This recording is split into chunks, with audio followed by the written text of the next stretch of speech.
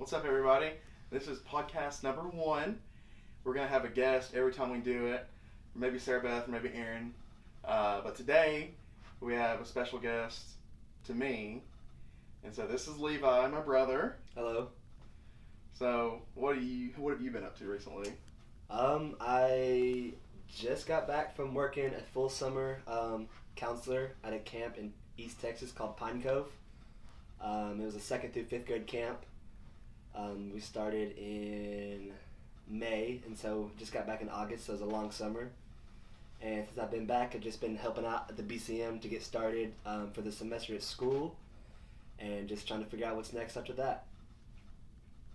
That's good. I remember those camp days. Long, hard, tired every morning. Yeah, for sure. Late nights. For sure. Now, would you recommend it to someone else? I think, it would be something for sure that I would go back to if I was still in school. Yeah. Having graduated and doing it like after graduation was different than a lot of other people's experience, because a lot of people are, freshmen, sophomore, juniors in college or going into those years, and being a little bit older was a little bit different than what a lot of people are used to doing. And so, but yeah, I think it's something I would definitely recommend doing for sure. I know when I went, it was one of the first times in my life when I started taking my faith seriously, especially since the things that I did and the examples that I set, lots of people were watching and taking notice of. For sure. And so what are some things that you feel like helped you get to that point where you were able to do something like that? Is there anything, kind of your growth or anything? I think, working at a week-long summer camp with the church, with my current church at Calvary in Irwin, was something that, definitely I had experience going into working a full summer at camp. So, camp life was nothing new, but full summer of camp life was for sure something different that, I didn't really know how to go. I had friends that had worked there before, and so there wasn't really anything surprising going into it, but just the everyday, you're having to rely on God every day, or it's going to be a struggle. And a lot of times, we don't see that in our everyday life because we're not around people or kids or doing ministry 24/7. But at camp, even during your sleep, you could be woken up in the middle of the night and you have to get around to ministry right away. And so you're having to rely on God literally 24/7, and we only got 24 hours, but it wasn't even 24 hours of off time. We had 10 to 12 hours of off time, and then we were back into with kids. And so, yeah, pretty much just having to rely on God 24/7, which is something that I can take into my everyday life outside of camp also. Yeah. What'd you do in that off time? Played Fortnite on mobile, and that's about it. Did you ever call anybody? You? Yeah, he called me sometimes. About every weekend, I think, right? Yeah, probably the only one I talk to every weekend, honestly. Yeah, and mom and dad, but that's about it. It was nice. Now, did you feel prepared to do something like that going into, or did you feel like being able to look back and coming out on the other side of that you're the way your faith has grown through an experience like that? I know you said it's something you could take in your everyday life, but I know when I did summer camp, I didn't know exactly what I was getting into, but I knew it was ministry every single day, and at the end of that, I did start to realize that, even if I don't have someone relying on me every single day, I still have my relationship with God that I still need to focus on every day, and doing that every day, as a summer counselor, helped me realize that. Yeah, I don't know if you can ever be prepared for a full summer of ministry for 2nd through 5th graders. I don't think, unless if that's your job, unless that's what you do all the time. But like I said, nothing was surprised going into it, because I had worked, summer camps and being involved in ministry at my church already with the same age group. Is really a lot of people talking to other people at camp. There's people that work there that had actually applied to work at the high school camp, and they got hired on the kids camp, and it's something they never thought they would do. And so, I personally, I felt like I was prepared, just from my experiences, in the past, and seeing my mom work in children's ministry and stuff like that. And so I think I was personally prepared, but you definitely see a lot of people that are not prepared, or not that they're not prepared, they just don't know what to expect because they've never done it before. Yeah. So, because you did feel a little bit more prepared than maybe some other people, is there anything in your life that you can point to that helped you be prepared other than that? I mean, maybe like your upbringing, or... And I know we're coming from the same place in a lot of areas, but I still feel like it's good to talk about having positive influences in our life that help us get to a position like that. Yeah, the upbringing is a big thing, and always being involved in children's program as a kid, and having college age kids around when I was in a children's program, definitely I think shaped me for now, because I was always able to look back and look up to, the kids that would help out, or the college students that would help out on our youth trips, whether it was to the zoo or like at the church, whatever we're doing at the church or whatever it may have been. Seeing that as a kid and then able to do that as a college student definitely helped, because I know I always liked having somebody that was closer to age. Fifth graders are 10, 11 years old, just depends, and college students are anywhere from 18 to 20. Well, I was 24 going into camp, or 23, and so the age gap only being 10 to 12 years versus whoever it may be, 20 to 30 years or more. Your definitely friends' parents? Definitely a lot more. You can definitely be a lot more relational with kids, like... Or your own parents? Yeah. I don't feel like I ever went on a youth trip without one of our parents, probably. Yeah, no, and so, having parents going on our trips all the time, too, and just shows they invested in other kids and our lives, too, definitely helped me going into a position like that. And it's crazy, like, I tell our juniors and seniors a lot that they have people looking up to you. And, like, now, us being in our 20s, like... It's easy to see that. I see how people look up to me, and if I do something wrong, it gets called out and those kinds of things. But I think just as much for them that those middle schoolers and probably even some of the freshmen and sophomores look up to them, because I know I did. And that's another thing. Now that I'm past that, and just like you were saying, like I looked up to those people that were older than me. Mm-hmm. And just being in that position, I know there's in this church there's a lot of really good leaders. And part of what makes them really good leaders is they want to set the good example like that, and like those relationships with those kids are important to them. Yeah, for sure. And I think like it's not only that it was going in as an older, well, I wasn't a student, but as an older person to a ministry where most of the people that are working there are 18 to 21. Yeah. Was definitely cool because I was also able to use my experiences, like, to do ministry with the other college students as well, and so that was really cool. Yeah, and you kind of did it a little bit opposite than me. I had camp when I was a little bit younger. I wasn't 18. I think I was 20. Mm-hmm. But that prepared me for doing something like what I'm doing now. Where you had experiences, you had a lot more experiences helping with camp before, mm-hmm. and helping with children's ministry with our mom and things like that helped you prepare for camp later. For sure. But both of those experiences, before and after camp for you, and then camp and then after camp for me, mm-hmm. I feel like both those things are a big part of who we are now, and how we can relate to people and be a part of ministry. For sure. So what are you doing at the BCM now? Part-time ministry associate. Okay. Just helping out, whatever needs to be done with ministry or with worship nights throughout the week. Just pretty much helping out with whatever needs to be done. So what kind of role did the BCM play in your life while you were? I mean, you're still a student. Well, not anymore. No. You graduated in May. May, yeah. Graduated in May, mm-hmm. But we both spent. I mean, I spent 3.5 years as part of the BCM, and you spent how many as a student? Pretty much there, probably 4 years. 4 years, yeah. So that played a big part of our college experiences, right?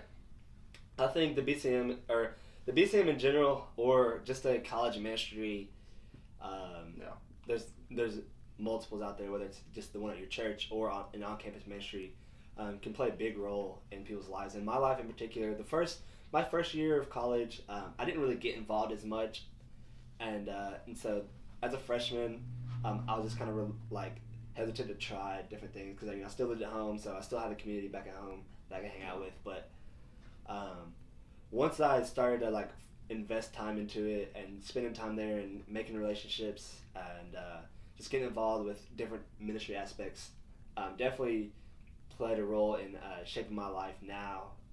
But just to have that sense of community. Yeah, community.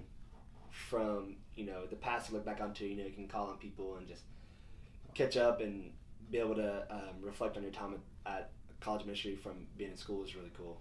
And those relationships that you made and just like the positive influence and the things that you did helped you get the job there now, right? I mean, if you I think so. Play a big role in. Yeah, I think that helped me. Just being there when the current director was there, and I'm seeing it grow from 20 people to we had 215 people last night, all outside, which was wild to see. But yeah, I think that definitely played a role in leading me to be back on leadership at the BCM now. And he saw it grow from about 20 to 250. When me and Sarah Beth were there, we saw it grow from about 5 to 50. So it's so cool to see that growth. Now, were you ever hesitant to get involved in that ministry because I was there? Not really. No? Okay. No. I think, because I didn't really have, coming from a Baptist church, I think that was something I knew that, if it was going to be a ministry, it's probably going to be that. So. Yeah. Now, the biggest thing that you said between, your freshman year and then your sophomore year and on is you started doing what? Getting involved. Right? Mm-hmm. We've seen the BCM be important in our lives, but, it doesn't matter if you're on campus, if you're off campus. I've done both those things. You just stayed off campus, right? Mm-hmm. When I was at Tennessee Tech, I was on campus, and then when I was at ETSU, I was off campus. But in both those places, I was involved with the BCM. And I wasn't as involved at Tennessee Tech, and part of that was because it was so big that sometimes it was hard to find your place.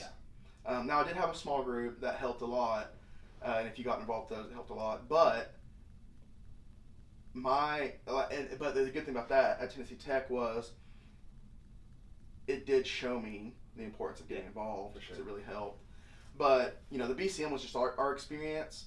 But that same kind of community, you could find that, hopefully you find it in your youth group now. Mm-hmm, that's what we're trying to foster here at Central. But, there are so many opportunities. I mean, what was the ministry that Dad was involved in at Clemson? Honestly, don't remember. I know he gets mail all the time to I forget. And it is at ETSU. It's not FCA, but it's one of those, just another, ministry that has their beliefs based in the Bible and focusing on the relationship with others and with Jesus. For sure. So the cool thing about the BCM for me was it provided me a safe place to not want to experience some of the typical college experiences, because I was happy and content with the community that for sure that was provided by the BCM. Did you kind of see that? Yeah, as well. Yeah, I think there's definitely things that you can get into that aren't good in going into college, but having BCM or having other like-minded believers that you can hang out with on a daily basis, even if it's in between classes or on a Saturday night or whatever it may be, can definitely keep you rooted in your faith for sure. To have other people like-minded other people to hang out with. And that's something I saw was you're not just, at least me, and I feel like what made it genuine was I wasn't just going there for something to do. You made genuine friendships. Yeah, for sure. Right? And people you wanted to hang out with. And it wasn't just something to do or something to go party or whatever. It was, I look forward to my small groups every week at the BCM. Yeah, I think it's you're talking about genuine friendships. I didn't really see that importance in my first 3 years of school. My senior year of my first degree in 2018, 17-18 year, I saw the importance of that. And then I was out of school for a year. Mm-hmm. And when I came back to get my second bachelor's degree, to be able to get back involved, and I knew the importance after being out of school a year to get back involved with the BCM and to build personal relationships with people there. And I saw the importance of that, and now being back working there, I still have those relationships from last year, and be able to build them and then build new relationships also is going to be awesome.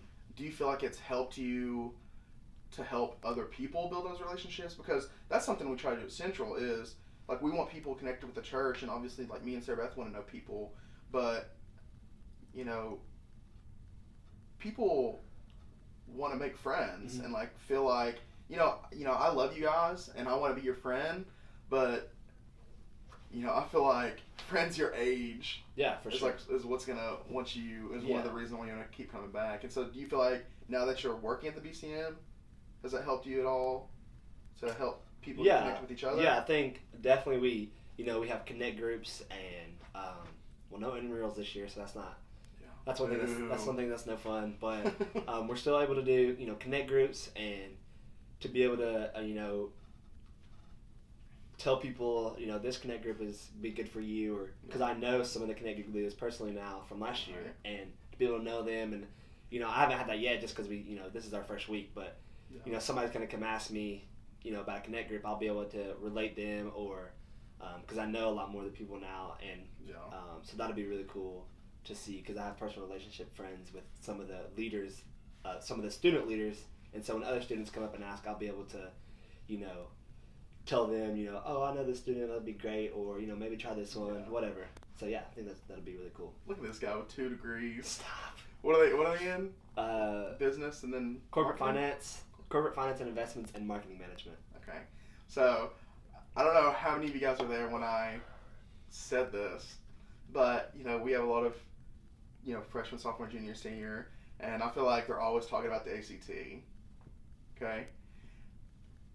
I hope I'm not putting you on the spot, but do you remember what you made on the ACT? I made 21. 21. Yeah. Okay. These kids, nothing crazy. A lot of these kids, like, they're embarrassed by their 25s and 26s, and like, not important.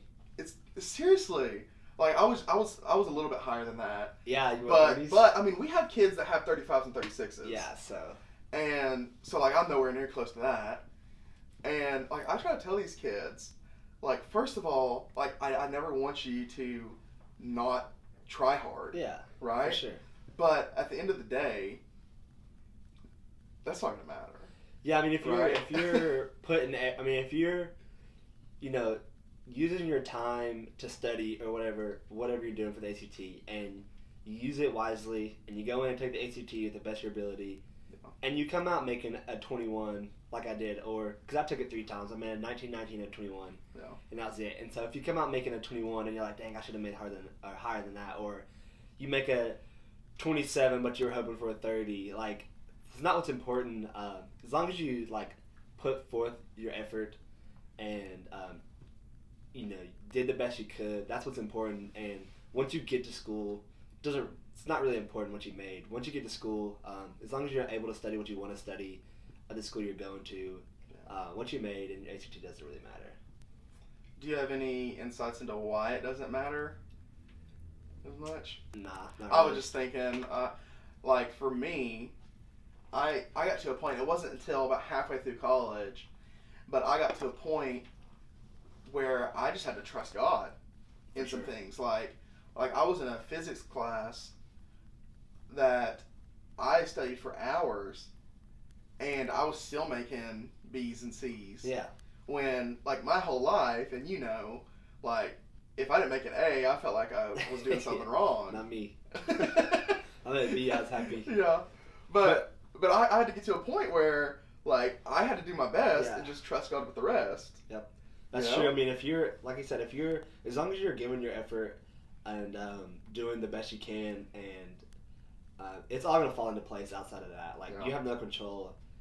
The only thing you control is the effort you put into it. Yeah. And if that effort is, you're putting 100% effort into it, and then the God's going to take care of the rest. And, college is not easy. But also you can't get, like, bogged down into every single, like, or even high school, like, you can't get bogged down into every single thing you do and having it to be perfect. Like, yeah, we want you to do the best you can, but, like, God's gonna take care of the rest. And if that door closes, well, something else is gonna open. Yeah, something else is gonna open for sure. And the way I look at it, and I'm sure you guys have heard this so many times, because when someone's older than you and have gone through more things, it's so much easier to look back on. But I can see all these things where just one thing would have been different. I don't think I would be doing what I'm doing right now. Yeah, for sure. You know, like I'm glad that I transferred to ETSU and got my biology degree and those kinds of things, met Sarah Beth.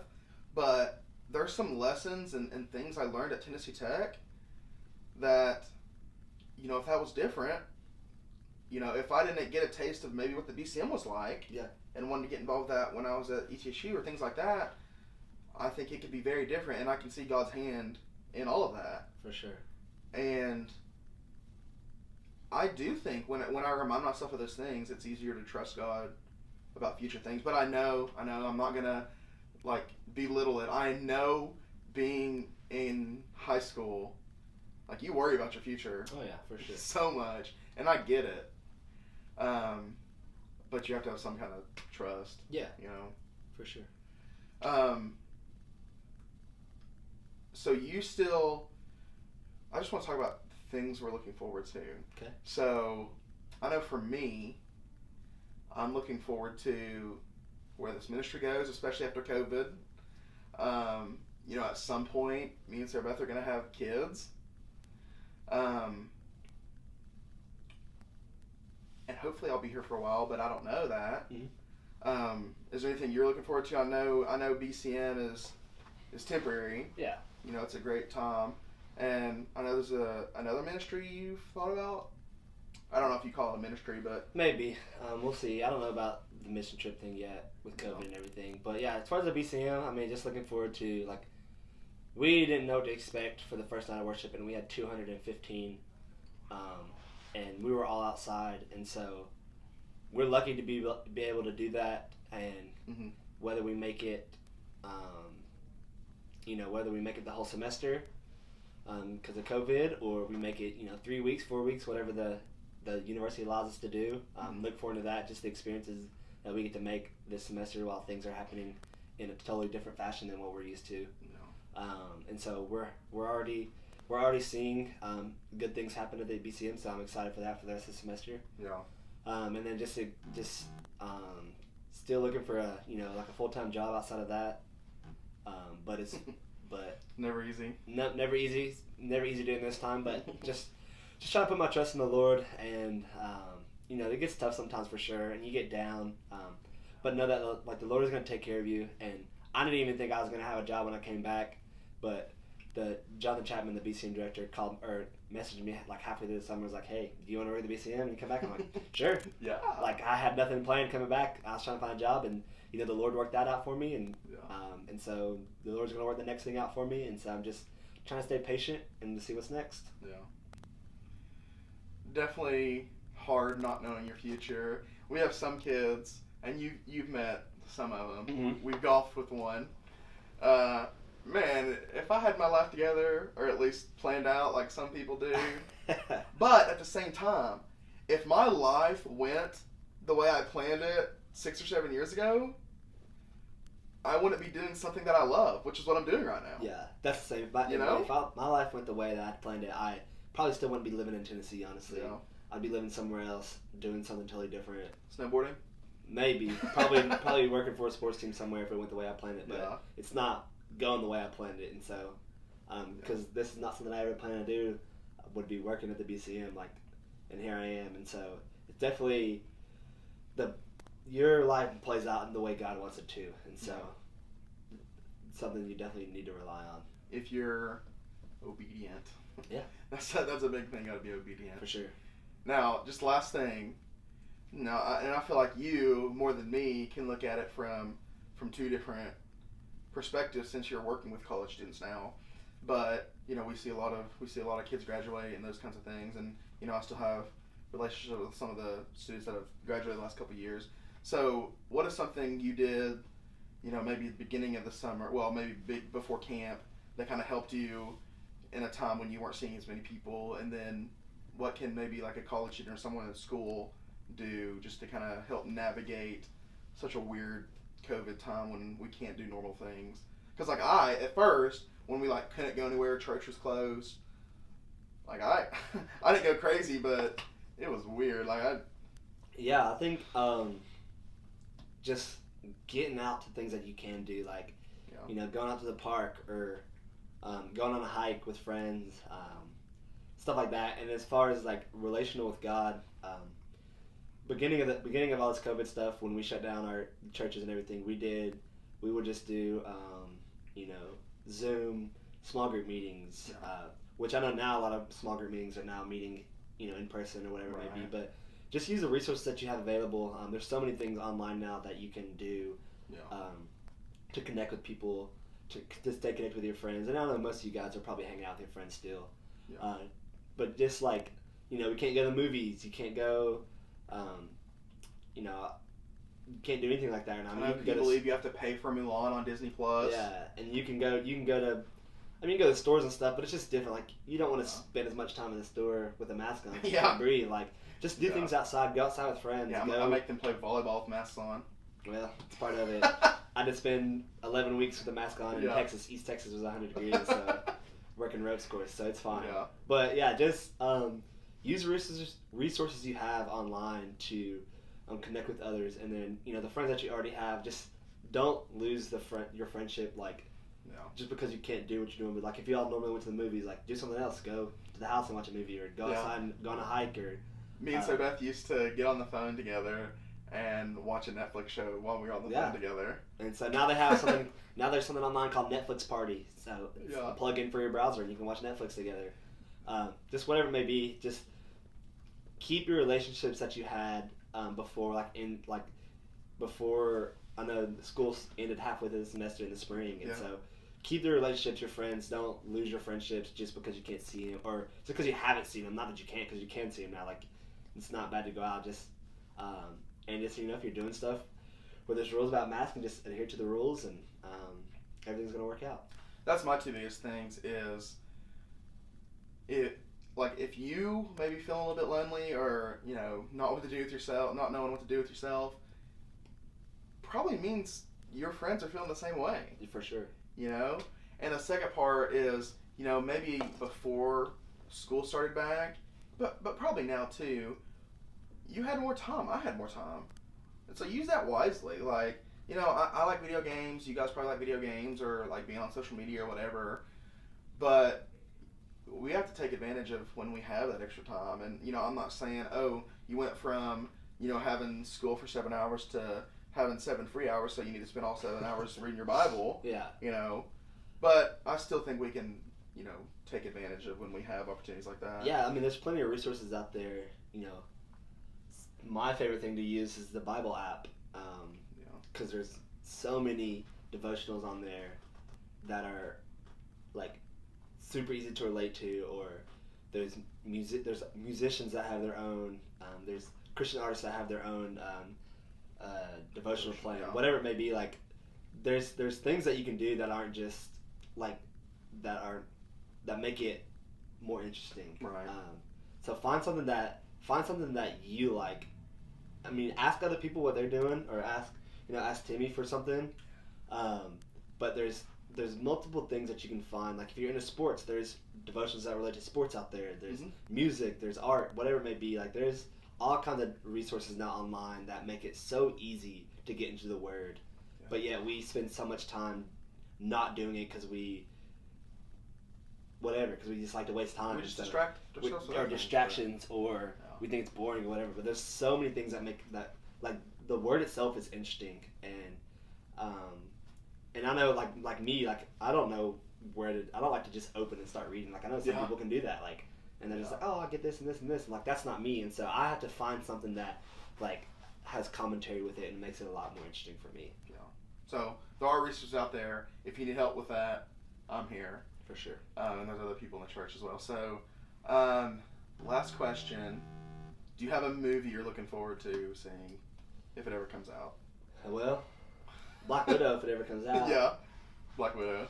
If it ever comes out. I am excited for when the Obi-Wan Kenobi series comes out. I know it's not a movie, but the only reason I'm excited for Black Widow is because I knew that was supposed to come out. Outside of that, I have no idea what's being made right now. Yeah. Because I've been keeping up with it because the movies aren't coming out. I do want to see Mulan, but I'm not going to pay for it. But I was excited for sports to start happening, so that's what. Sports. Hopefully we have college football. Hopefully. Go Clemson. The Tigers. We do have NBA basketball, and MLB is already halfway through the season. So. Yep. So, I think that's all I got. You got anything else to say? That's it.